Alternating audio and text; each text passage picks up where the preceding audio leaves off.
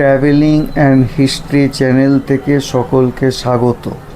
আমরা চলে এসেছি তারাপীঠ মন্দিরে 1 নম্বর গেট দিয়ে ঢোকার পরই একপাশে রয়েছে জুতো রাখার জায়গা।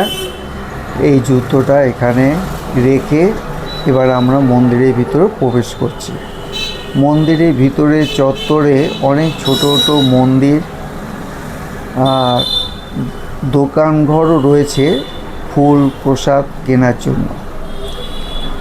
এখানে সকালের দিকে বা সন্ধ্যেবেলার দিকে লাইন দিয়ে দেখতে গেলে 2 থেকে 3 ঘন্টা সময় লেগে যায়। ভিআইপি টিকিট আছে, 500 টাকার বিনিময়েও এখানে তাড়াতাড়ি করে ঠাকুর দর্শন করা যায়।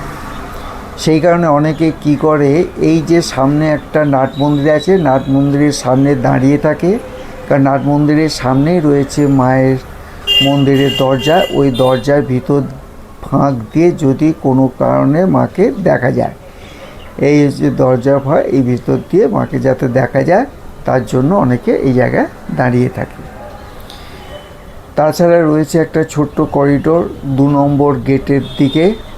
এই করিডোরটা বেশ ফাঁকা জায়গা, এখানে অনেকে বসে থাকেন বিকেলবেলার দিকে। এখান থেকে মন্দিরটা স্পষ্ট দেখা যায়, অনেকে ছবিও শ্যুট করে।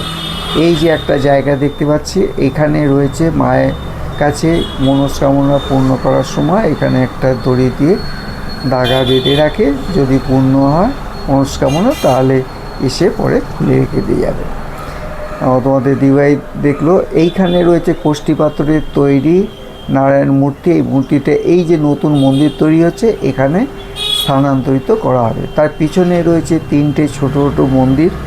এই মন্দিরে একটিতে রয়েছে গণেশ মূর্তি, বজরংবলীর মূর্তি, আর পাশে রয়েছে সাধক বামাখ্যাপার মন্দির, আর একটা পাশে রয়েছে শিব মন্দির। আর এই যে আমরা দেখতে পাচ্ছি, এটা হচ্ছে জীবন কুণ্ড পুকুর। এই পুকুরটা আকার বেশ বড়, বর্তমানে সংস্কার করা হচ্ছে, চারপাশটা বাঁধিয়ে দেওয়া হচ্ছে। কথিত আছে এই পুকুরে মৃত মাছও নাকি জীবিত হয়ে ওঠে, এবং তারা মায়ের কাছে আসলে এই পুকুরের জলে স্নান করে তবেই মায়ের দর্শন নেয়।